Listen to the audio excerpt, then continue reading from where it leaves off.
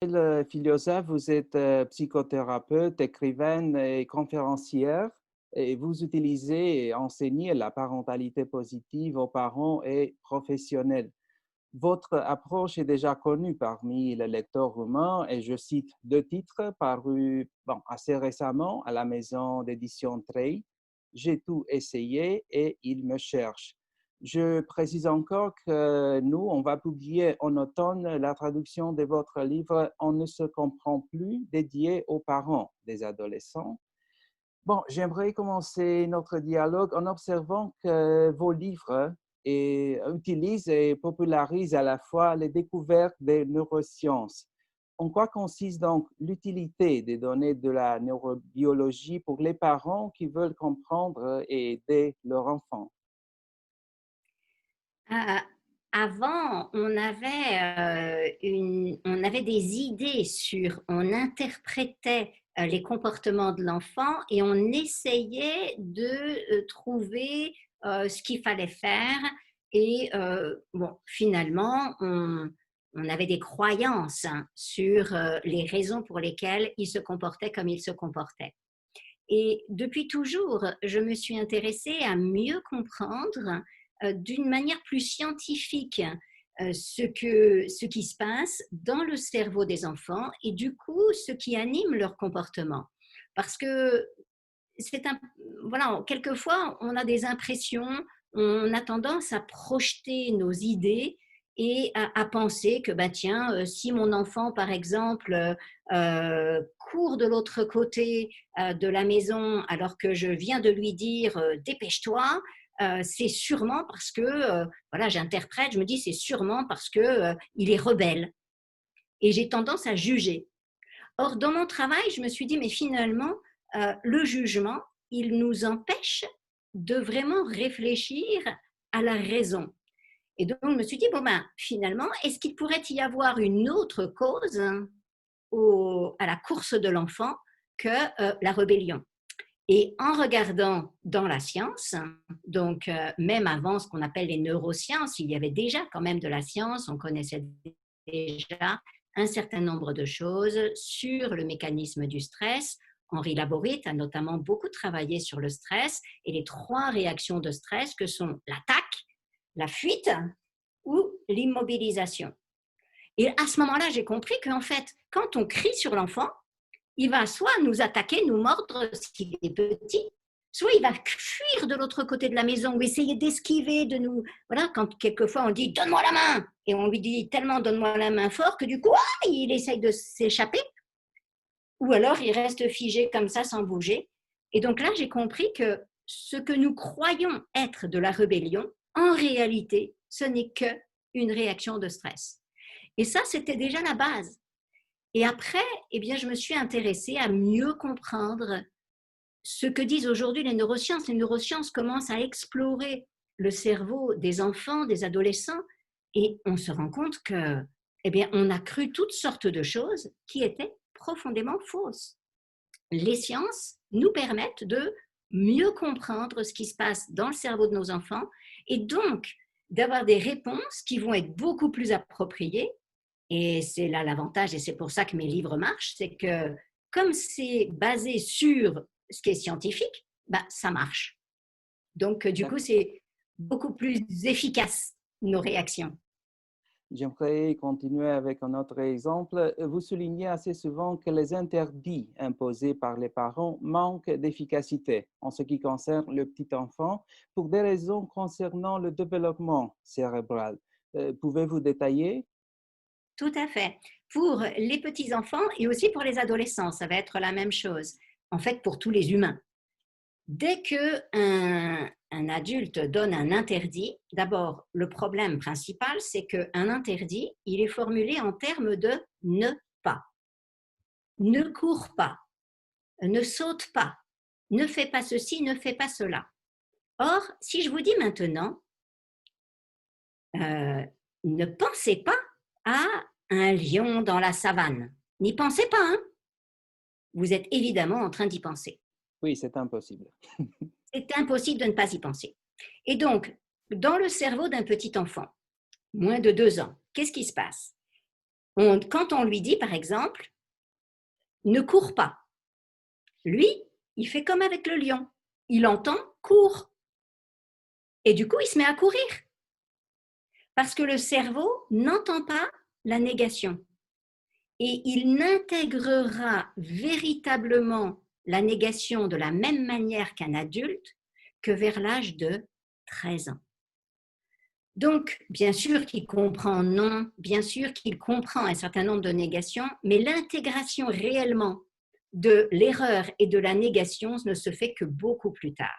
Donc, concrètement, ça veut dire qu'un petit enfant de 2 ans, si vous lui dites ne dessine pas avec ce crayon, lui, il entend dessine crayon. Et du coup, il va avancer la main pour dessiner avec le crayon. C'est seulement après qu'il a entendu, il y a son cerveau qui continue, il y a 2 petits mots, là, je ne sais pas trop ce que c'est, ne pas. Et du coup, je regarde mon parent avec attention et en souriant. Et là, du coup, le parent dit, quoi, tu te fiches de moi? En fait, non. L'enfant, il regarde son parent parce qu'il a bien compris qu'il y a un petit truc en plus. On lui a dit, touche crayon, dessine crayon, mais il y avait quelque chose, il y avait ne pas, qu'est-ce que ça veut dire? Donc, je cherche à comprendre et du coup, je regarde mon parent avec un sourire pour espérer qu'il m'aide. Et là, évidemment, donc, les interdits, parce que c'est formulé en négatif, ça ne fonctionne pas, ça empêche l'enfant de faire ce qu'on veut. Une autre raison pour laquelle ça ne fonctionne pas, c'est que nous avons tendance à donner les interdits de manière autoritaire, c'est-à-dire tu ne fais pas ceci, tu ne fais pas... On va prendre un ton autoritaire. Et dès qu'on prend un ton autoritaire, on déclenche le circuit de stress qui bloque les capacités du cerveau.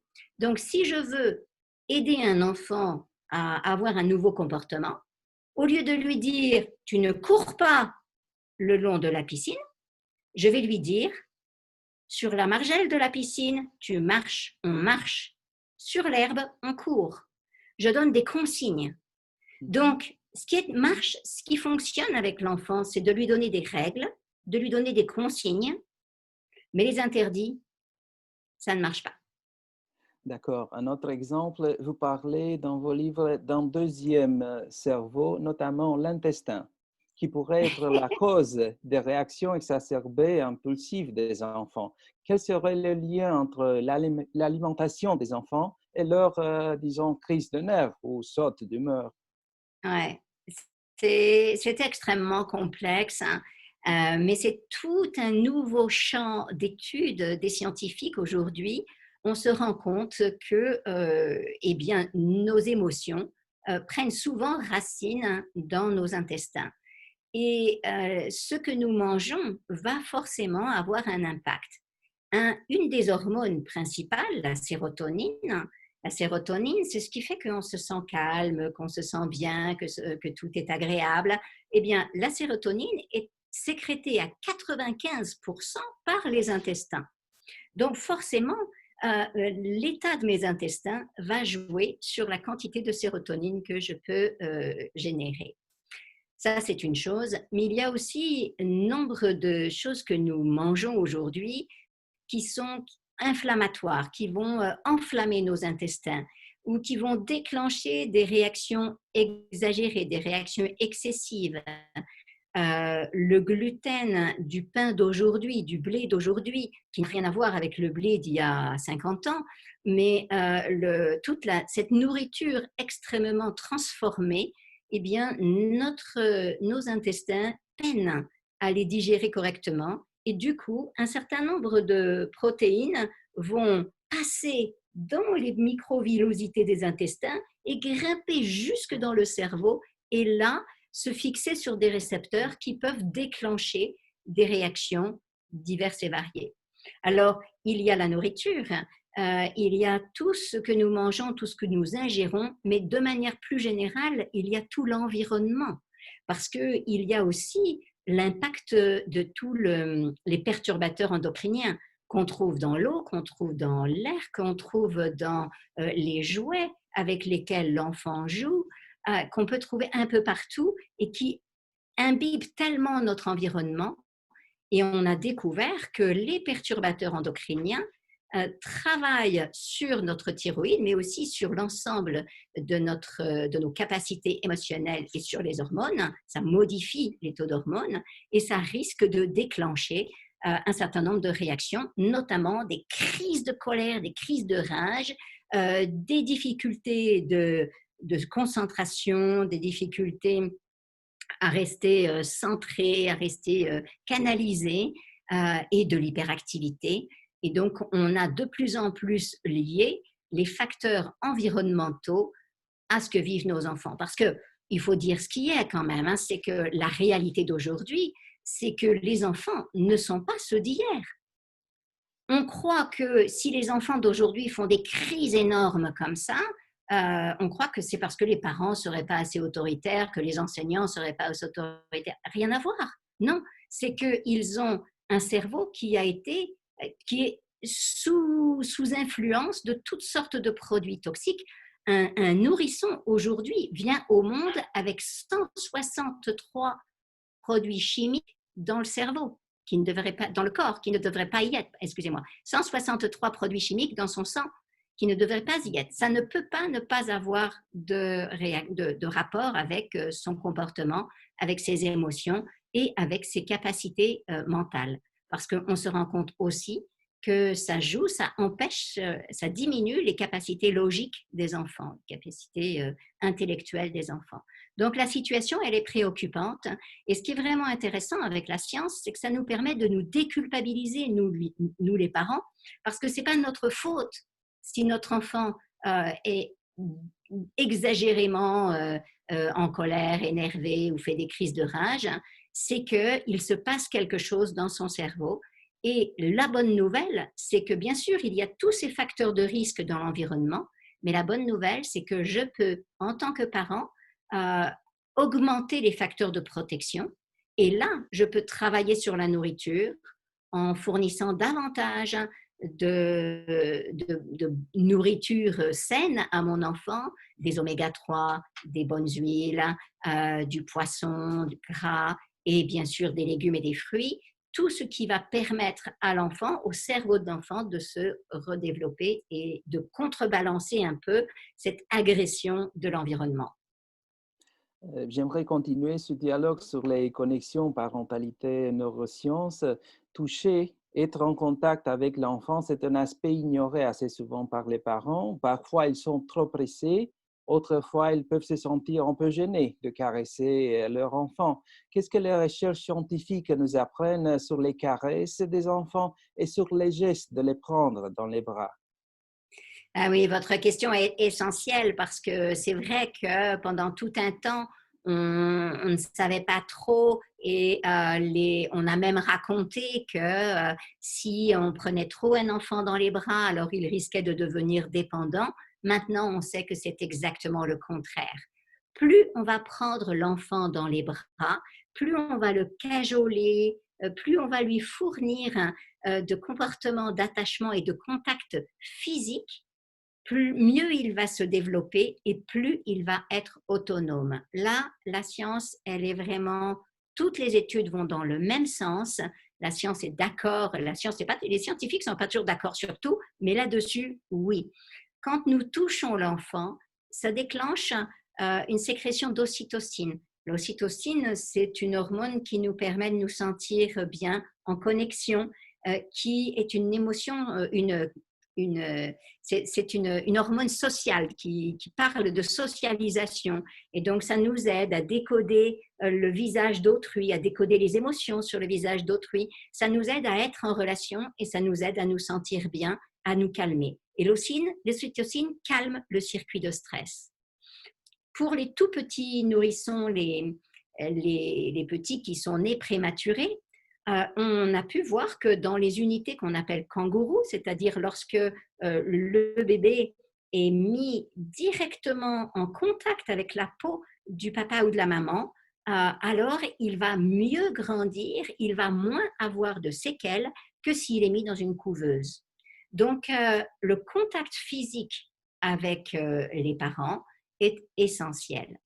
Et on a fait des tas et des tas d'études qui montrent comment, à tous les âges, même à l'adolescence, Alors à l'adolescence, bien sûr, on va un peu moins prendre cajoler dans les bras, quoique nos adolescents aiment bien ça aussi par moment, jamais en présence de leurs copains, mais quand les copains ne sont pas là, ils vont apprécier un bon câlin. Par contre, quelquefois, on ne peut pas complètement câliner, mais on peut regarder avec tendresse, hein, parce que le regard chaleureux, le regard tendre, les mots tendres, les mots doux, les mots d'amour, tout ça, ça va aussi déclencher la sécrétion d'ocytocine et nourrir la relation. Et donc, avant, on croyait que si on donnait trop de contact physique à un enfant, ça l'empêchait de devenir autonome, hein. On croyait que la mère était trop, captait son enfant. Maintenant, on sait que c'est le contraire. Plus l'enfant va recevoir de contact physique, plus il va se sentir en sécurité dans son corps et plus il va pouvoir explorer et développer son autonomie. Lorsqu'on ne touche pas assez un enfant, il va être en quête, en attente, et il va chercher de l'attention, et du coup, il va parfois avoir des comportements débordants parce qu'il est sous stress, parce qu'il n'a pas suffisamment d'ocytocine pour réguler son circuit de stress. Donc, quand notre enfant a des comportements disproportionnés, quand notre enfant est agressif à l'école, par exemple, quand notre enfant fait des choses qui ne conviennent pas, première chose à faire, un câlin. Fournir du contact. Et si dans un premier temps, l'enfant refuse le contact physique, eh bien, c'est peut-être qu'on a été trop longtemps sans contact.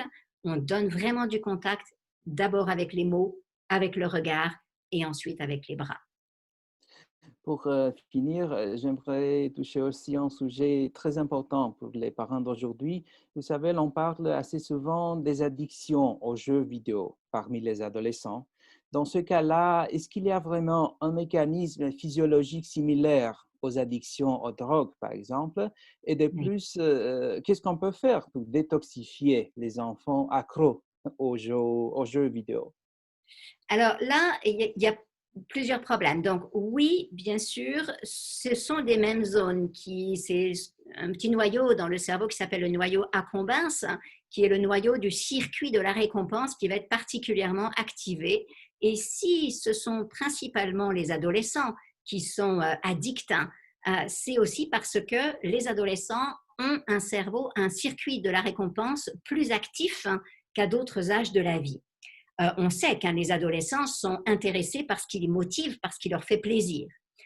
Donc, oui, bien sûr, il y a un problème d'addiction, il ne faut pas le nier, aux jeux vidéo, mais ce n'est pas toujours véritablement la maladie de l'addiction. Il peut y avoir des enfants addicts, mais le plus souvent, le problème, c'est que les jeux vidéo sont addictifs et sans que ce soit une véritable pathologie, il y a les enfants, les ados vont passer trop de temps sur leur ordinateur, trop de temps sur les jeux vidéo.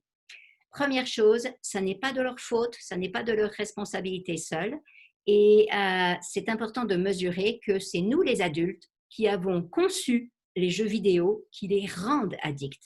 Parce que les fabricants de jeux vidéo, les concepteurs de jeux vidéo, eux connaissent très très bien la psychologie et les neurosciences et ils utilisent les ressorts de la neuroscience pour stimuler l'addiction. Donc, ils font attention au nombre, qu'il n'y ait jamais de silence, ils font attention à ce que vraiment les lumières, que tous les sons et les lumières soient, et les gratifications qui arrivent comme ça, qui sont vraiment dosées exactement pour maintenir l'enfant en ligne, pour le maintenir. Donc, mesurons que ça n'est pas la responsabilité de l'adolescent, c'est notre responsabilité à nous. Et nous ne pouvons pas juste attendre que nos ados, qui ont un cerveau en remaniement, parce que c'est ce que j'explique dans le livre On ne se comprend plus, le cerveau d'un adolescent est complètement en remaniement. C'est comme on a fait des tas de petites routes pendant toutes les acquisitions depuis la petite enfance jusque vers 11 ans, ça se multiplie les connexions, les neurones dans le cerveau. Et il y a une arborescence tellement phénoménale à 11 ans, c'est un peu compliqué. Donc, le cerveau va couper des routes qui ne sont pas très utiles et construire des autoroutes. Et pendant tous ces travaux, eh ben, c'est comme quand une ville est en travaux, eh bien, ça connaît que ça va un peu moins vite, c'est un petit peu plus difficile. Donc, c'est vrai qu'un adolescent n'a pas les mêmes compétences d'inhibition qu'un adulte. Et si on est honnête, est-ce que nous, les adultes, nous, les parents, est-ce que nous arrivons à poser notre téléphone si facilement que ça? Est-ce que nous arrivons à arrêter nos emails, à nous arrêter de surfer sur des réseaux sociaux, ou est-ce que nous arrivons à arrêter les jeux vidéo? Nous sommes là aussi, tout aussi addicts, entre guillemets, dans le sens plus commun du terme, pas le sens pathologique, mais le sens plus commun.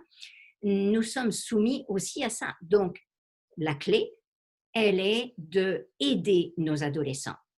La première chose qui va les aider, c'est nous-mêmes, être attentifs à réguler. Nous avons un cerveau qui est davantage capable, nos zones ici, inhibitrices, sont capables de nous dire, de nous aider à dire stop. Dans le cerveau d'un adolescent, c'est beaucoup plus difficile. On ne peut pas attendre d'un adolescent de 13 ans qu'il mette fin à son ordinateur tout seul. Ce n'est pas possible. C'est difficile pour lui. Je ne sais pas que ce n'est pas possible, évidemment que c'est possible, mais c'est beaucoup plus difficile. Ça lui demande à lui beaucoup plus d'effort mental que ça ne nous en demande à nous adultes. Donc, il a besoin d'aide. Il a besoin que nous soyons un soutien. Pour être un soutien, nous allons cesser de le culpabiliser. Nous n'allons pas lui dire « oui, je t'ai dit qu'il fallait… » Non, je vais juste dire un mot. Je vais juste dire dîner ou cuisine, ou je vais dire câlin, parce que du coup, je lui fais un câlin. Bref, un mot pour le sortir du truc. Je vais aussi me mettre à côté de lui, à regarder l'ordinateur, à dire « oh, dis donc, celui-là, il court vite. Oh, il y a beaucoup de lumière sur ce… Dis donc, tu es en train de gagner. Tous ces points, c'est quoi ?» Bref, je m'intéresse à ce qu'il fait. Et en m'intéressant, je crée de la connexion avec lui. Donc, je l'aide à sortir de l'hypnose dans lequel le met le jeu. Et je lui fournis de l'attachement en même temps. Donc, quelque part, je l'aide à sortir de l'addiction. Énormément d'adolescents disent « ah oui, mais mes parents n'arrêtent pas de me reprocher d'être trop sur mon ordinateur, mais quand je veux faire quelque chose avec eux, eux aussi, ils sont sur leur ordinateur. » Et trop souvent, les adultes ne mesurent pas que leurs ados ont envie d'être avec eux. Oui, nos ados préfèrent être avec nous, à condition qu'on ne soit pas là à les culpabiliser, à les embêter, etc., à les critiquer, mais qu'on soit plutôt dans une force de proposition positive et de soutien. Et donc, plus nous allons garder du temps pour dire « ah oui, tu vois, moi aussi, je pose mon téléphone, voilà, tu m'intéresses plus que mon téléphone », plus je vais dire et montrer à mon adolescent « tu m'intéresses plus que mon téléphone », plus l'adolescent se dira ben, « la relation, c'est plus intéressant que le virtuel ». Bon, pour finir, je vous remercie beaucoup pour ces propos en ligne et pour vos livres, plein d'informations et de conseils utiles pour les parents, mais aussi pour les professionnels. C'est vrai. C'est Merci vrai, nous sommes beaucoup. attentifs à ça. Merci à vous. Merci et bonjour à tout le public de Roumanie.